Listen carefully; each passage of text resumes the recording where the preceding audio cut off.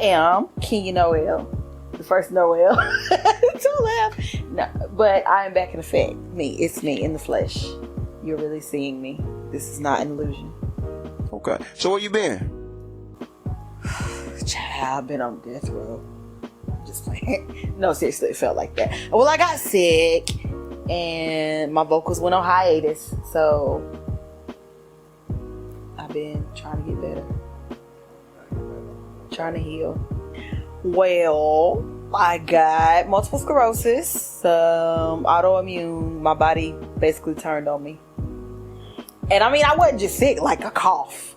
Like, I couldn't walk, y'all. I couldn't see. My voice was gone. Like, it was bad. Oh, yeah, man. So for those who ain't never, experienced nothing like that, like, what was the experience for you? Like, how did you feel? Like, I felt bad for a long time. Like, the doctor in the hospital was like, think about how long you've been sick. And I was like, I mean, well, because y'all, women will keep going. And I felt bad for a really, really, really long time, but I just kept going. And so I was really tired. I could not get to work on time. It became an ongoing joke that I was always late, but I couldn't get out the bed.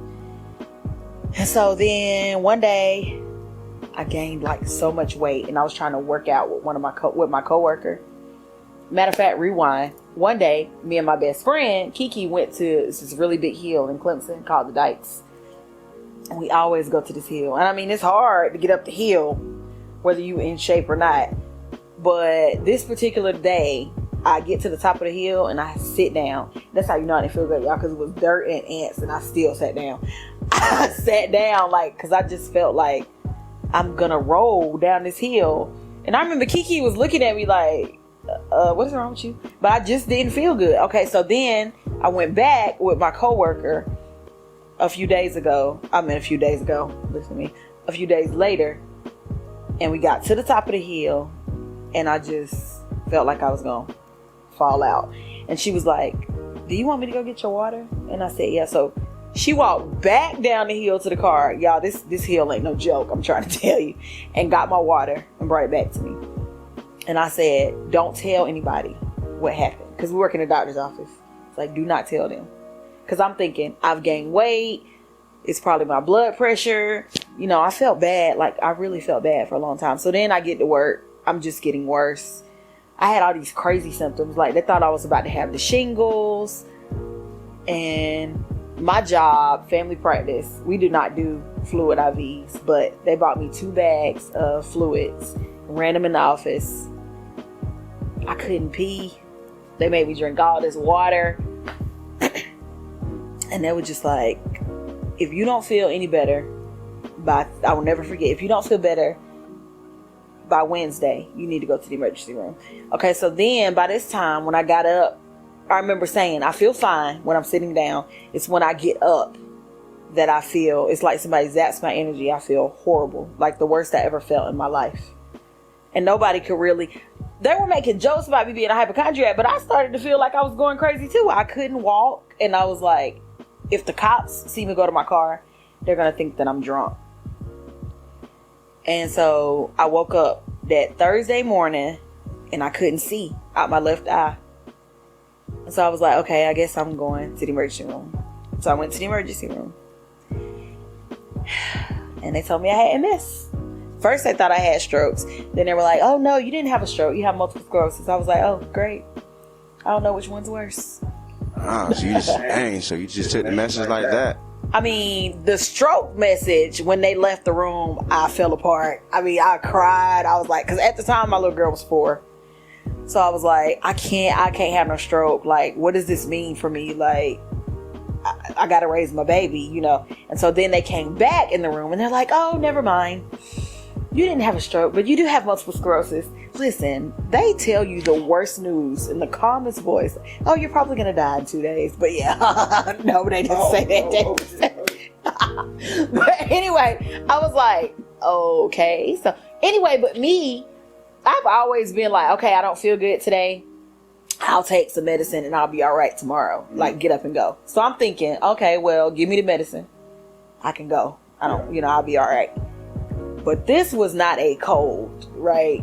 And so I remember looking at the doctor, and I was like, okay, well, can I go? I got to go back to work. And he was like, oh, you're not going back to work. You're going to be here for 5 days. I was like, oh, okay. So I stayed in there for 5 days. Fast forward a whole month. I didn't have any insurance at the time. It took them so long to get me the medicine. I relapsed. This time was even worse. That's when I ended up in a wheelchair. So I could not walk.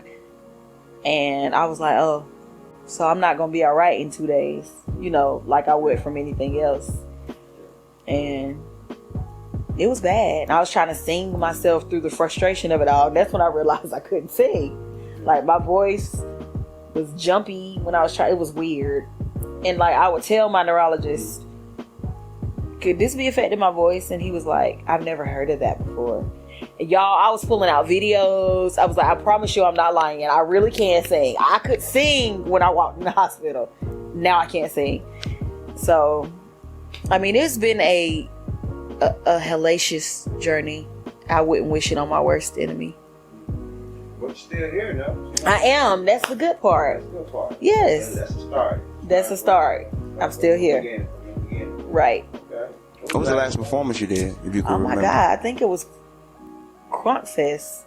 Oh man, that was like 3-4 years ago. And then we had all this so you've other been out of the stuff game in for the a while. works, and then bam. Yeah. Oh man. Okay. So you got, your daughter Kai. Yes. My niece, she's 4 now. Getting big. She's 6 now. Oh, She was 4 when I got diagnosed. man. But now, she says she's gonna be a neurologist, and I'm like, that might be a good thing that came out of this hell that I walked through. Because I mean, that thing is smart now. She can tell you all about it, all about my interview. All about my interview. Shut up. All about my diagnosis. So far as the music and stuff like that. So what I know that you're on the verge of working on some new music. So like, what ideas or what type of sound are we looking for? Coming from you this time around.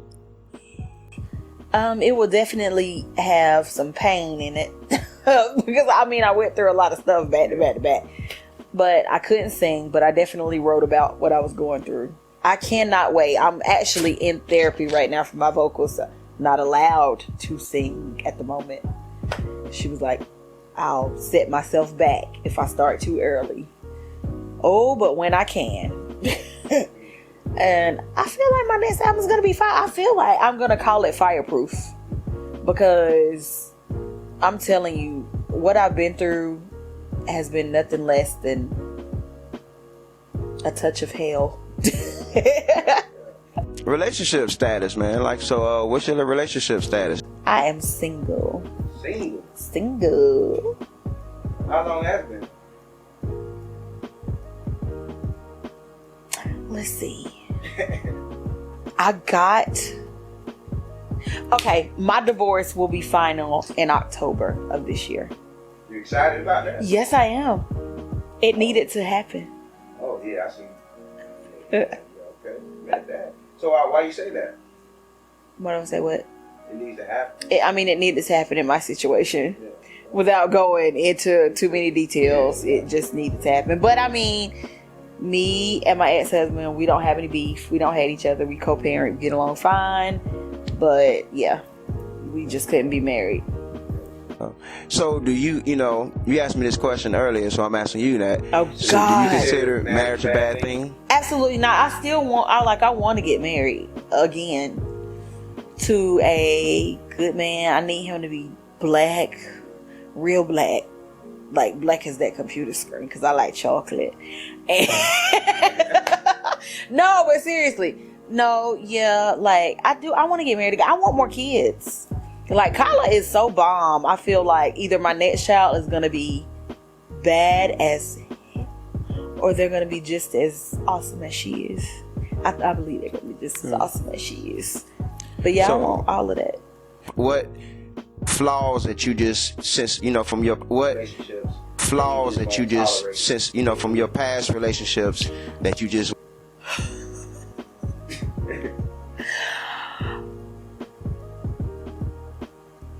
A dishonesty. Like, I cannot stand a liar. But I can't even say like, because if I'm married to somebody, I don't mind getting my hands dirty. I realize that nobody's perfect and no marriage is perfect, and I don't want to just that's what I want people to understand. Like, I didn't just throw my marriage away. I tried to stick it out after some major heartbreak, but I really need to learn as I get older when to let stuff go. And that was just something that had to be let go. So the one thing that I will not tolerate is lying. My perfect, everybody says when you pray to God for your man, you need to be specific, right? So I did. I told God, I said, oh, can he please be real chocolate? And I want him to have really good hygiene.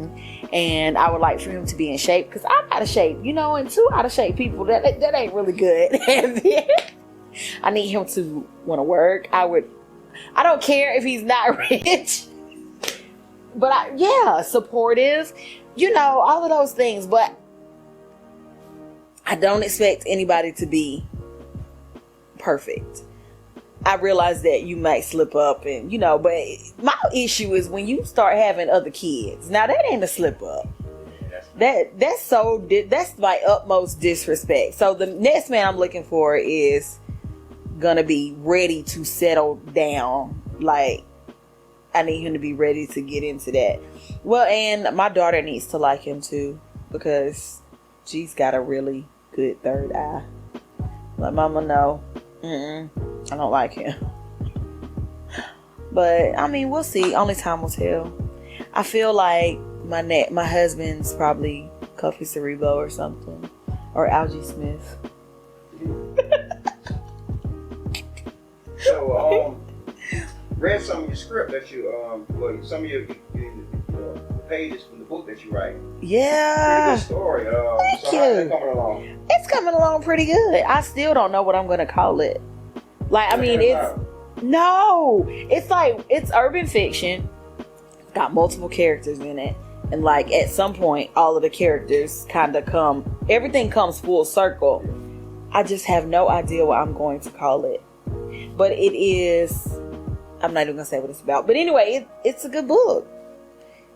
My main male character is like my ideal man. He's tall and he's chocolate, and he's a doctor. But anyway, it's gonna be dope. It is gonna be really dope. So what made you get into writing? Okay, so I love to read urban fiction. And when I got sick, I had a really good friend of mine. His name was Willie. God rest his soul. We went out to eat, and I was just talking, about my vocals are gone. Like, what am I gonna do? Without my voice, who am I? I will never forget this conversation. I was like, without my vocals, who am I? And he said, Kenya. And I was like, he was like, you just need to find something that you love as much as singing. I was like, yeah, what is that? I was like, I like to read. I mean, I could write a book. He was like, then write a book. I was like, okay. He said, and then engulf yourself so deep into writing that book that you forget you aren't able to sing right now. And I mean, that's when I started writing that book, that's literally when everything fell into place, because I was like, I just need vocal coaching, but I cannot afford it. So I started writing on the book, working on the book. And then I was able to meet this lady that was able to code my vocal coaching like, a medical necessity, so that I could get it paid for with my insurance. So it all worked out, and I started writing my book. But so I'm dedicating my book to Willie when it's finished, because he was like, write a book. I was like, okay. All right. So before we leave on Newbie Bad, any love that you want to shout out to anybody? Okay, first I gotta shout out my personal neurologist, Jakila. I love you. Y'all, my baby is dope. Like, she can tell you all about my disease, what's going on. She knows the medical terms. Like, it's insane. And I said, maybe I got sick because she needed to know her purpose early. And if that's the case, I'm okay with that. But I told God I was gonna need school money to send her to medical school if that's the case. So I gotta shout her out, and my mom, and my two besties, Tasha and Kiki. I shout them out, and my coworker Keisha. I love you, boo. And that's it.